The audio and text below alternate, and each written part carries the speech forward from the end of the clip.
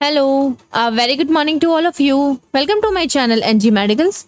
In this video, we are going to see a disease that is known as Raynaud's disease, या Raynaud's syndrome, या Raynaud's phenomena.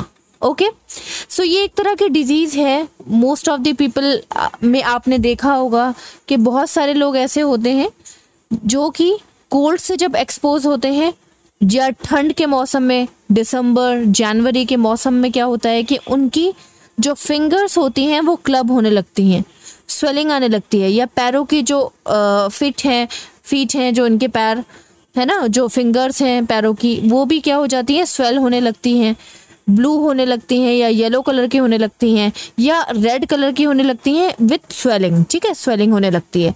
तो इसी disease के बारे में आज हम लोग देखने वाले हैं कि ऐसा क्यों हो रहा है. स्टार्ट करने से पहले हमें ये पता होना चाहिए कि आपकी बॉडी के हर पार्ट में ब्लड सप्लाई जाती है. ठीक है, जो कि ब्लड को सप्लाई करने या ट्रांसफ़र करने में हेल्प करती है. इसके अलावा ब्लड सप्लाई जो आपके यहाँ से जा रही है, आप यहाँ पे देख सकते हो ये जो ब्लड सप्लाई जा रही है, तो इसके साथ निकले हुए ये पतले पतले ब्लड वेसल्स भी आपको देखने को मिल रहे होंगे. इनको हम लोग बोलते हैं कैपिलरीज. ठीक है, तो ब्लड के पास जो पाइप्स होते हैं उनको हम लोग ब्लड वेसल्स बोलते हैं. ये दो तरह के होते हैं, आर्टरीज एंड वेन्स. जब आपके हाथों की और पैरों की आर्टरीज के अंदर ब्लड की, ऑक्सीजन की कमी हो जाती है, देन आपके हाथ और पैर स्वेल होने लगते हैं, ब्लू होने लगते हैं, या येलोइश या रेडिश होने लगते हैं. ठीक है, विंटर सीजन में. ओके, इसका रीज़न मैं आपको आगे बताऊंगी. फिलहाल हमारे पास जो ये मोटे वाले पाइप्स हैं इनको हम लोग बोलते हैं ब्लड वेसल्स. ठीक है, या इसको हम आर्टरी बोल देंगे क्योंकि यहाँ पे आर्टरी की ये डिजीज़ हम पढ़ रहे हैं. आर्टरी से ये जो पतली वाली निकली हुई है, ब्रांच निकली हुई है, ये वाली देखो, ये वाली जो पतली वाली ब्रांच निकली हुई है, इसको हम कैपिलरीज बोल देंगे. कैपिलरीज से जो और पतली ब्रांच निकलेगी इनको हम बोलेंगे आर्टरियोल्स. ठीक है, तो ये जो आर्टरियोल्स होती हैं इन्हीं के अंदर जब ब्लड की कमी हो जाती है, और हम सभी जानते हैं कि ब्लड हमारा ऑक्सीजन सप्लाई करता है, तो ऑक्सीजन की भी कमी हो जाएगी, जिसकी वजह से हाथ पैर कैसे हो जाएंगे, ब्लूइश डिस्कलरेशन हो जाएंगे, साइनोसिस टाइप के हो जाएंगे, नहीं तो स्वेलिंग आने लगेगी, नहीं तो रेडनेस हो जाएगी. ठीक है, ये सारे सिम्टम्स देखने को मिलते हैं. चलिए अब हम लोग आगे देख लेते हैं कि यहाँ पे ये कंडीशन आ रही है तो क्यों आ रही है. सबसे पहले इंट्रोडक्शन देखेंगे. तो ये जो डिजीज कंडीशन है ये एक तरह के ब्लड की वेसल्स की डिजीज है, तो आप ये कह सकते हो this is a vascular disease. ठीक है, ब्लड वेसल्स की डिजीज है. क्यों हो रहा है, मेनली इसका रीजन क्या है कि आपके ब्लड सप्लाई इम्प्रॉपर हो रही है. ठीक है, ब्लड सप्लाई ठीक से नहीं हो पा रही. क्यों ठीक से नहीं हो पा रही, जो हमारी सबसे छोटी ब्रांच है ब्लड वेसल्स की, जिसको हम लोग आर्टरियोल्स बोल रहे हैं. ठीक है, आर्टरीज की स्मॉल ब्रांचेस जिनको हम आर्टरियोल्स बोल रहे हैं, उनके अंदर कोई ना कोई प्रॉब्लम आ रही है. क्या पता उनके अंदर ब्लॉकेज हो रहा हो, क्या पता प्लाक फॉर्मेशन हो रहा हो, क्या पता वो बहुत ज़्यादा कंस्ट्रिक्ट हो रही हूँ, है ना, क्या पता वो दब रही हूँ. ऐसे बहुत सारे रीज़न हो सकते हैं जिसकी वजह से वो ब्लड सप्लाई और ऑक्सीजन सप्लाई नहीं दे पा रही है. नेक्स्ट देख लेते हैं, commonly seen in fingers and toes. क्योंकि ये जो आर्टरियोल्स हैं ये मेनली बहुत पतली पतली जगहों पे देखने को मिलेंगी, जैसे आपकी आईज, आपके फिंगर्स, आपके टोज, आपके स्किन. ठीक है, और देखा जाए तो विंटर सीजन में आपके हाथ और आपके पैर सबसे ज़्यादा विंटर में एक्सपोज होते हैं. फॉर एग्जाम्पल, जब हम लोग वॉशरूम जाते हैं तो हाथ पैर हमारे गीले हो जाते हैं, या हम लोग खाना बना रहे हैं, या हम बर्तन धो रहे हैं, तो आपके हाथों पे सबसे ज़्यादा असर आता है, पानी गिरता है. ठीक है, तो ठंड के मौसम में अगर आप ठंडे पानी से बहुत ज़्यादा एक्सपोज हो रहे हो तो मे बी आर्टरियोल्स में ये प्रॉब्लम आ सकती है. ओके, इसके अलावा इसको हम और भी नामों से जानते हैं, रेनॉल्ड फिनोमेना या सिंड्रोम के नाम से या डिजीज़ के नाम से भी जानते हैं. जैसा कि मैंने आपको बताया कि ठंड के मौसम में हाउस होल्ड का काम यानी कि घर के काम जो है वो मोस्टली वोमेंस ही करती हैं, तो ये बहुत ज़्यादा कॉमन है वोमेंस में. ठीक है, क्योंकि ठंड के मौसम में बर्तन वही धो रही हैं, खाना वही बना रही हैं, टॉयलेट वही साफ़ कर रही हैं, हर चीज़ घर की सफाई वही कर रही हैं, वाटर से ज़्यादातर एक्सपोज वही हो रही हैं, तो वोमेंस में ये प्रॉब्लम देखने को मिल जाती है.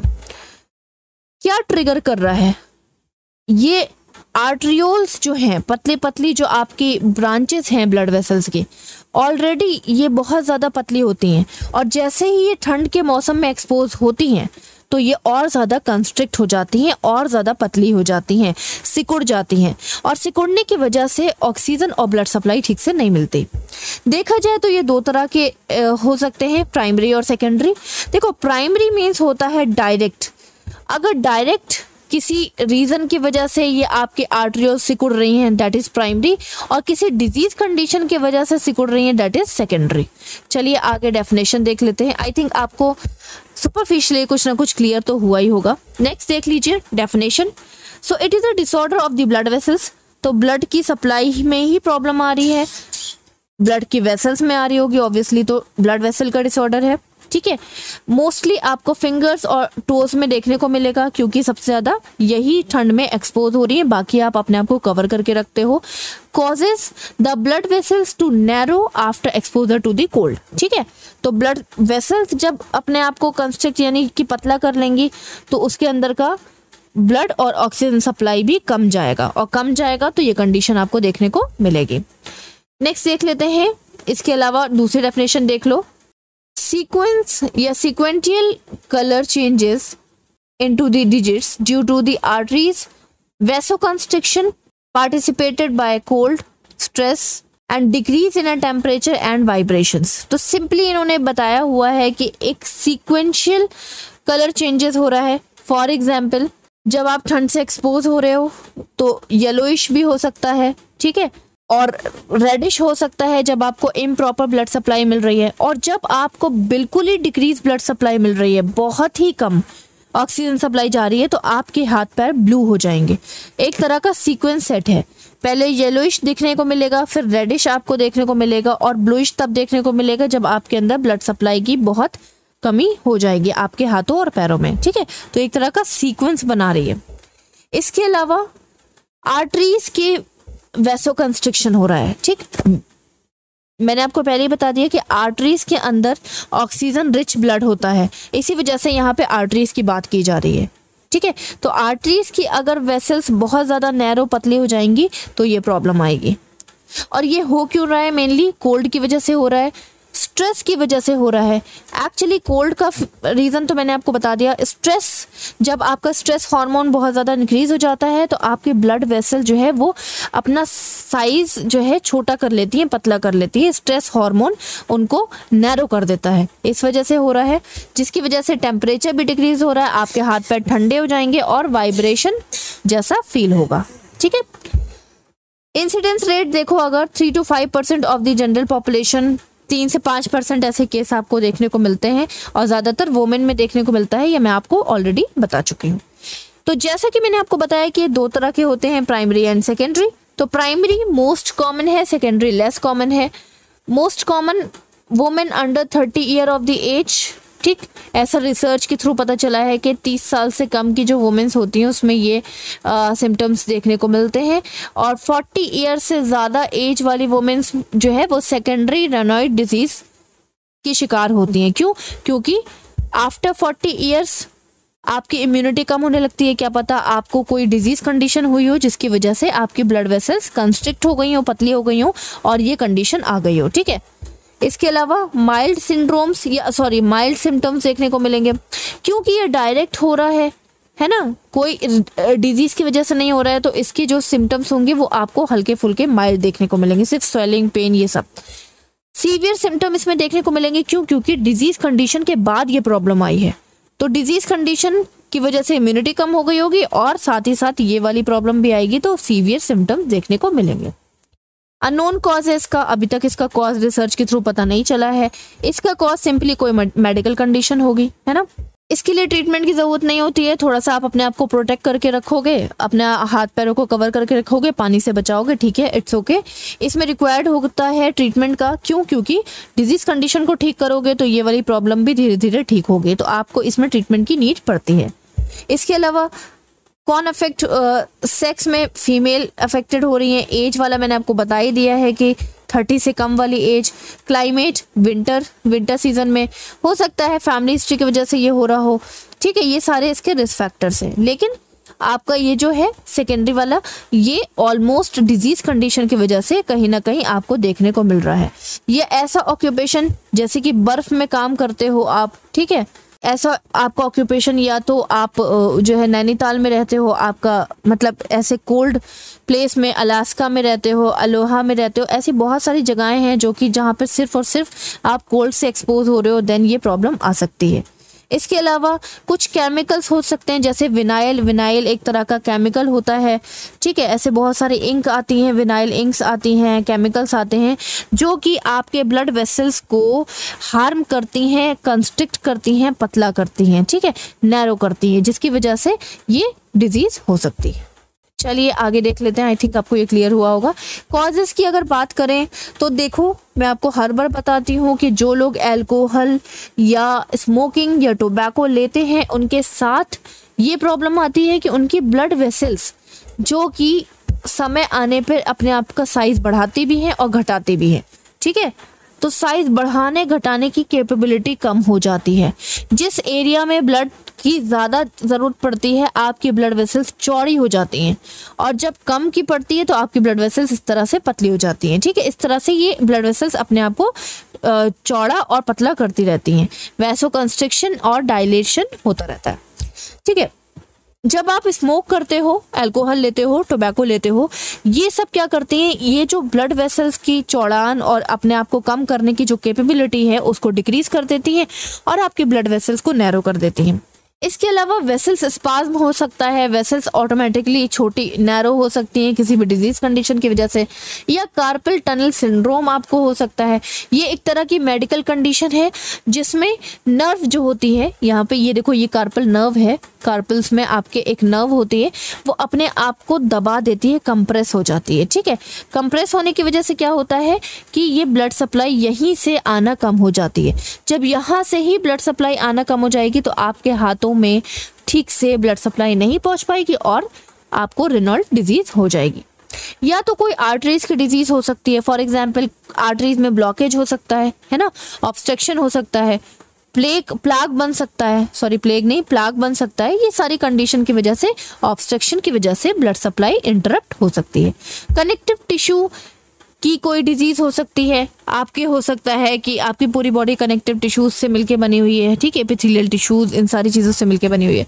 क्या पता कनेक्टिव टिश्यूज में प्रॉब्लम आई हो, या आप ये भी कह सकते हो कि blood is a fluid connective tissue, ठीक है, तो ब्लड के फ्लो में क्या पता कमी आई हो, है ना। हो सकता है कि हाथ या पैर में इंजरी हो गई हो, इंजरी की वजह से इन्फेक्शन हो गया हो, इन्फेक्शन की वजह से इन्फ्लेमेशन हो गया हो, पस बन गया हो, स्वेलिंग आ गई हो, जिसकी वजह से ब्लड सप्लाई इंटरप्ट हो गई। इसके अलावा ड्रग्स की अगर बात करें तो कुछ ड्रग्स ऐसे होते हैं जैसे कि एम्फेटामिन, और भी बहुत सारे ऐसे ड्रग्स हैं जिनकी वजह से प्रॉब्लम क्रिएट हो सकती है। तो एम्फेटामिन की अगर बात करो तो ये इसका इफेक्ट जो है वो है एक तरह का वैसो कंस्ट्रिक्शन, वेसल्स को कंस्ट्रिक्ट कर देता है। फंक्शन की अगर बात करो कि ये ड्रग कौन लोग लेते हैं, ये ड्रग वो लोग लेते हैं जिनको एनर्जी की नीड होती है। फॉर एग्जांपल स्पोर्ट्स वाले, रेड बुल पीते हो ना, रेड बुल से क्या होता है, एनर्जी ड्रिंक है, उसी तरह से ये एनर्जी टैबलेट है। जब आपको बहुत ज़्यादा एनर्जी की नीड होती है, जो कि स्पोर्ट्स में खेलते हैं, जो कि कंपटीशन की तैयारी कर रहे होते हैं, कभी कभी वो लोग भी ये ड्रग्स ले लेते हैं, जिससे कि जो आपका सीएनएस है, सेंट्रल नर्वस सिस्टम, वो तेज़ काम करने लगता है। ओके, तो ये इसका एक इफेक्ट भी है कि ये ब्लड वेसल्स को नैरो करता है, और नैरो करने की वजह से ये प्रॉब्लम आ सकती है। तो ये थे आपके कॉजेज। आगे देख लेते हैं। पैथोफिजियोलॉजी की बात करें तो ये जितने भी मैंने आपको कॉजेज बताए हैं, ये सारे इनकी वजह से क्या हो रहा है, इटियोलॉजी की वजह से क्या हो रहा है, कहीं ना कहीं ब्लड वेसल्स नैरो हो रही हैं, स्पाज्म हो रहा है, ठीक है। नैरो ब्लड वेसल्स के साथ साथ जब भाई आपकी ब्लड वेसल्स, मोटी वाली ब्लड वेसल्स पतली हो जाएंगी, तो आपकी आर्टरीज और आपकी आर्ट्रियोल्स, ये देखो, ये आपकी आर्ट्रियोल्स जो ये सबसे पतली वाली है, ये तो ऑलरेडी छोटी सी हैं, ये तो ऑलरेडी बहुत पतली सी हैं, ठीक है। तो इनके अंदर भी आर्ट्रियोल्स स्पाज्म हो जाएगा। जब आर्ट्रियोल्स स्पाज्म कंटिन्यूअस रिपीट होता रहेगा, रिपीट होता रहेगा, रिपीट होता रहेगा, then continuous contraction, continuous spasm रहते रहते क्या हो जाएगा, ब्लड सप्लाई डिक्रीज हो जाएगी। जब ब्लड सप्लाई डिक्रीज हो जाएगी तो आपको सिम्टम्स आने लगेंगे, फॉर एग्जाम्पल साइनोसिस या ब्लूइश डिस्कलरेशन। इसके अलावा आप सिम्टम्स देख लेते हैं। तो जैसा कि मैंने आपको बताया कि ये दो तरह के होते हैं, प्राइमरी एंड सेकेंडरी। तो सिम्टम्स भी हम लोग प्राइमरी और सेकेंडरी के अलग अलग देखेंगे। प्राइमरी सिम्टम्स जो कि एक तरह के एक्यूट सिम्टम भी आप कह सकते हो, मैंने आपको बता दिया पहले ही कि प्राइमरी वालों में सिम्टम्स बहुत ज़्यादा लाइट मिलते हैं, बहुत ज़्यादा ट्रीटमेंट की ज़रूरत नहीं पड़ती है, ऑटोमेटिकली वो ठीक हो जाता है अकॉर्डिंग टू दी सिचुएशन। तो इसमें क्या क्या आ जाएगा, नमनेस, आपको कुछ भी फील सेंसेशन फील नहीं होगा, सुन हो जाएंगे आपके हाथ, ब्लड सप्लाई ही नहीं जा रही है ठीक से तो सुन हो जाएंगे हाथ। इसके अलावा आपका वो जो एरिया अफेक्टेड एरिया होगा, ये जो हाथ हैं आपके या पैर हैं आपके, वो कोल्ड रहेंगे, ठंडे रहेंगे। क्यों? क्योंकि ब्लड सप्लाई ठीक से नहीं जा रही है। साथ ही साथ स्किन का कलर विजिबल चेंजेस देखने को मिलेगा, येलो भी हो सकता है, बहुत ज़्यादा रेड भी हो सकता है स्वेलिंग की वजह से, नहीं तो अगर एब्सेंट ब्लड सप्लाई होती चली जा रही है तो ब्लू भी हो सकता है। इसके अलावा थ्रोम्बस पेन, थ्रोम्बिन पेन ऐसा होगा जैसे कि कहीं ना कहीं इन्फेक्शन हो रखा हुआ है, ठीक है, उस तरह का जैसा आपको पेन होता है ना, वैसा पेन आपको फील होगा। इसके अलावा अल्सर्स भी मिल सकते हैं, फिंगर्स की टिप्स में आपको अल्सर्स भी देखने को मिल सकते हैं। ये सारी चीजें आपको देखने को मिलेंगी। नेक्स्ट आ जाते हैं सेकेंडरी रेनॉइड सिम्टम्स। देख लो, स्किन रैशेस देखने को मिलेंगे। क्यों? क्योंकि स्किन में ठीक से क्या नहीं हो रहा है, ब्लड सप्लाई नहीं हो रही, तो वहां पे रैशेस देखने को मिल सकते हैं।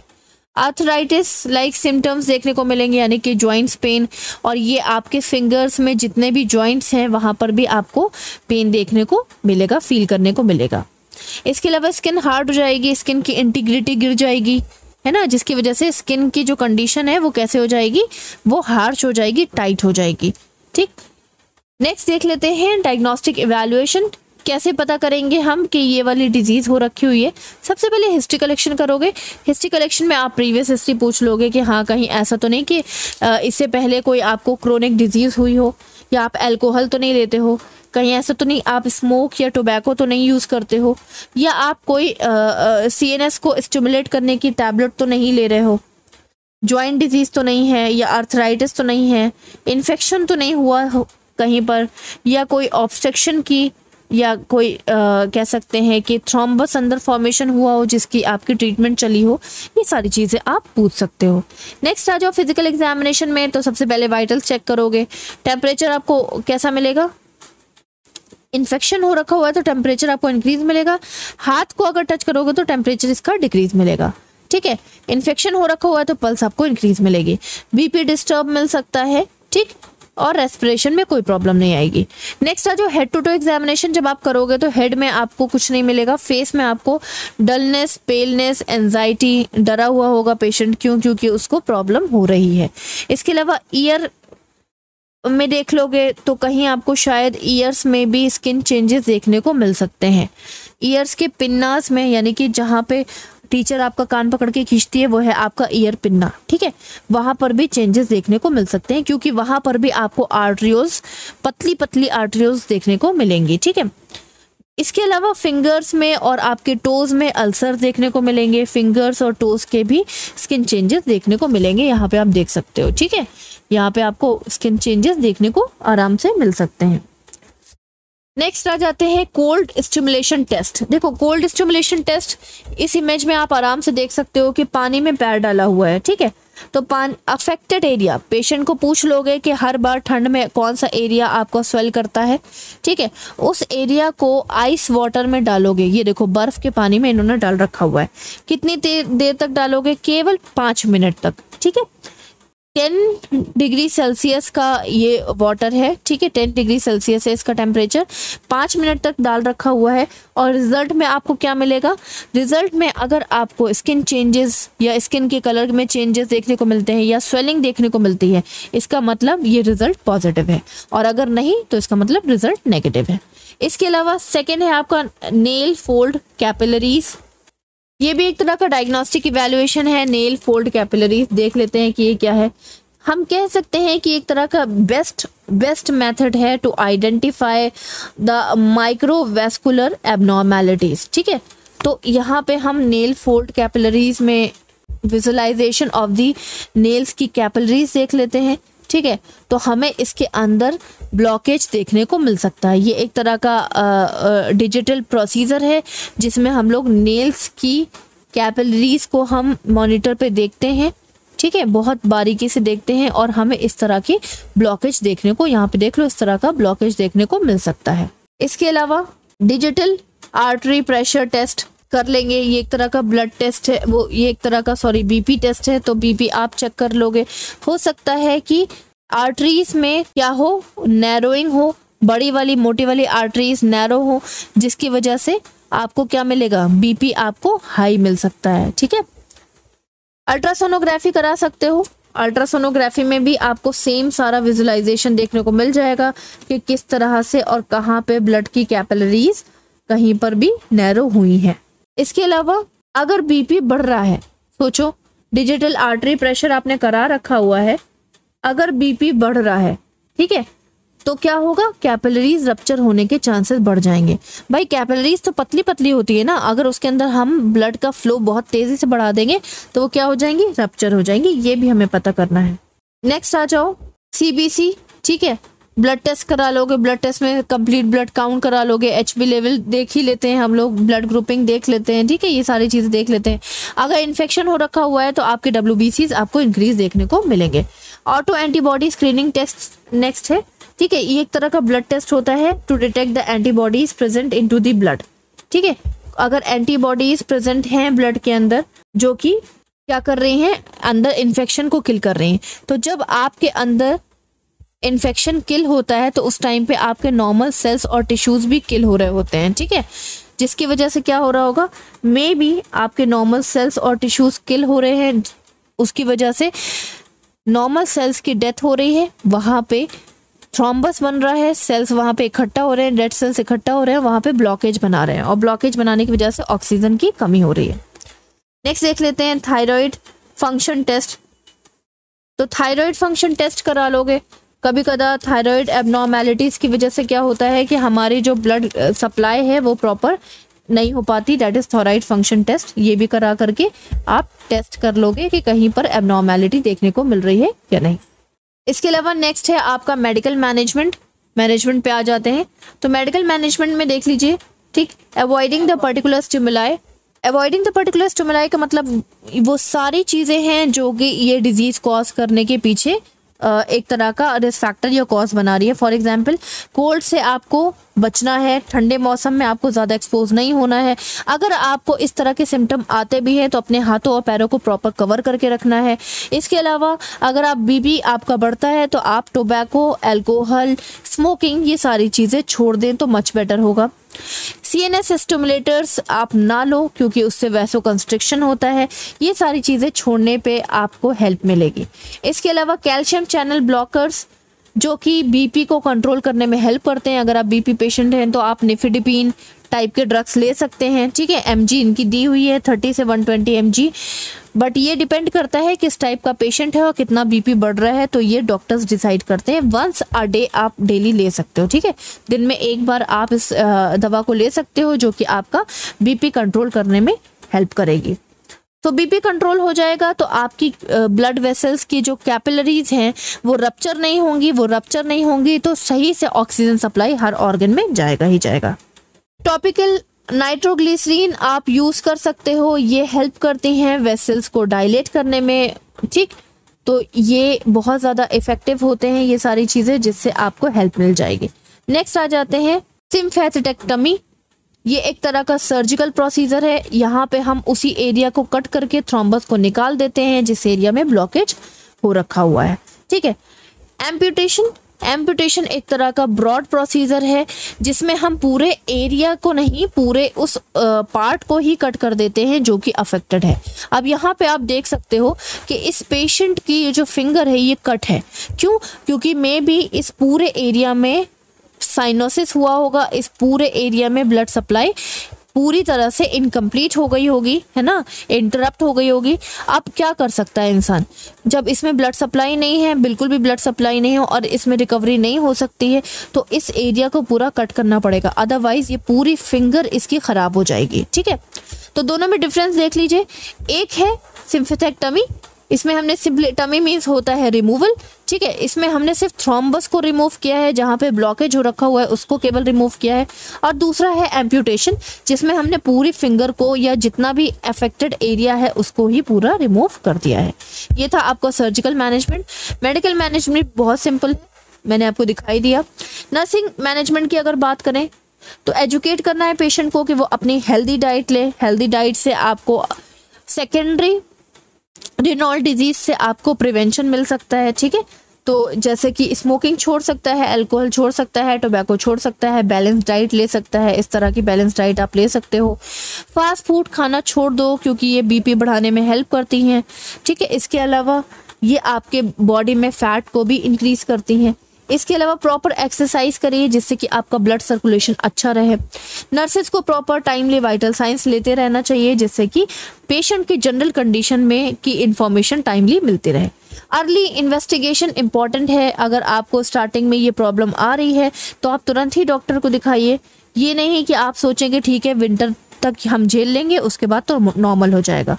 इसके अलावा ऑयली फैटी फूड अवॉइड कर दो, ये मैंने आपको बता ही दिया है, ठीक। Assessment of the further conditions and prevent the complications, जब वो टाइमली पेशेंट को असेस करती रहेगी एज अ नर्स तो वो करेगी प्रिवेंट फर्दर, यानी आगे आने वाले कॉम्प्लिकेशंस को वो प्रिवेंट करती रहेगी। हेल्थ एजुकेशन देना है क्योंकि पेशेंट का राइट होता है कि उसको पूरी इंफॉर्मेशन होनी चाहिए कि उसको क्या डिजीज हुई है, क्या उसको ट्रीटमेंट दिया जा रहा है और ये डिजीज किस हद तक डेंजरस हो सकती है। नेक्स्ट आ जाते हैं नर्सिंग डायग्नोसिस। तो नर्सिंग डायग्नोसिस में आप बना सकते हो ineffective tissue perfusion related to the lack of blood supply as evidenced by the cyanosis। Tissue perfusion, tissues को प्रॉपर ब्लड सप्लाई नहीं मिल रही है, ठीक है, जिसकी वजह से साइनोसिस देखने को मिल रहा है।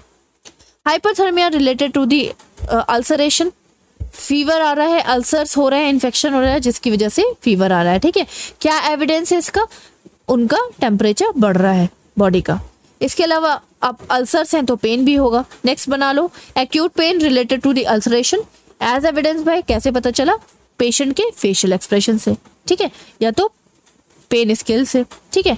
इसके अलावा एनोरेक्सिया हो रखा हुआ है, जब इन्फेक्शन होता है हमारी बॉडी के अंदर तो हमें भूख नहीं लगती है, तो imbalance nutrition less than body requirement related to anorexia as evidence by decrease in dietary pattern, patient खाना कम खा रहा है, that is decrease in dietary pattern.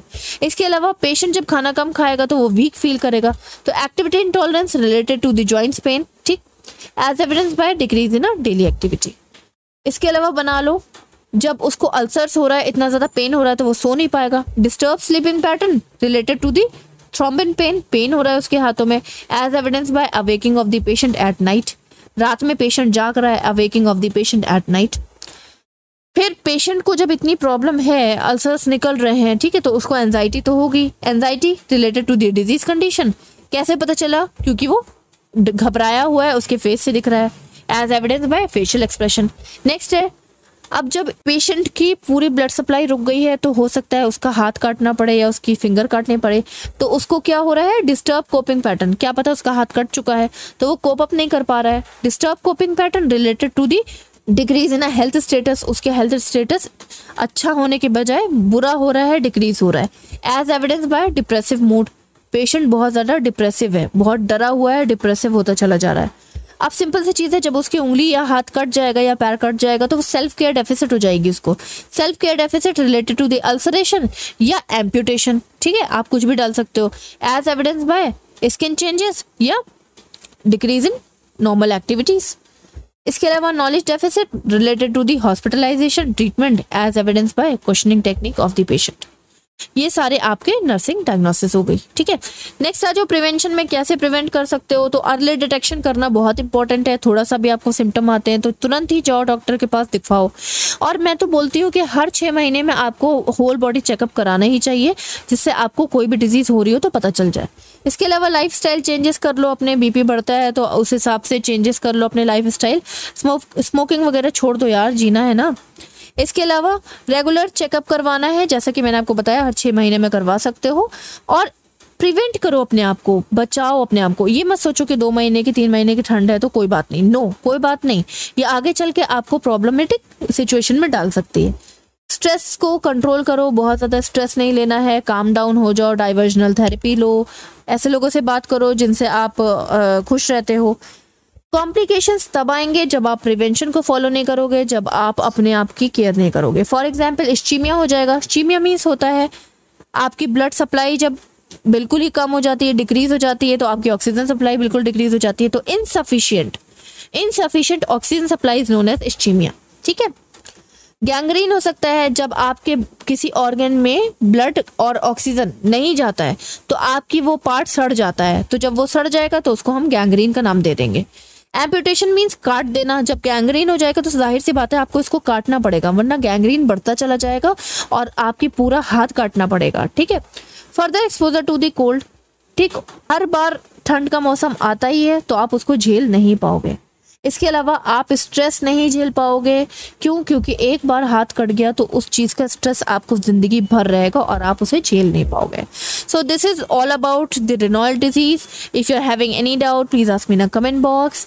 और अगर वीडियो अच्छी लग रही है, मेरे नोट्स अच्छे लग रहे हैं या मेरे नोट्स आपको सफिशिएंट लग रहे हैं तो प्लीज़ मेरे वीडियो को लाइक करो, चैनल को सब्सक्राइब करो, लोगों को शेयर करो। और मैं आपको बता दूं कि मैंने आपको 10 नर्सिंग डायग्नोसिस बताई हैं, तो प्लीज़ उसी के लिए मेरे वीडियो को लाइक कर लो। Till then bye bye, take in, have a nice day.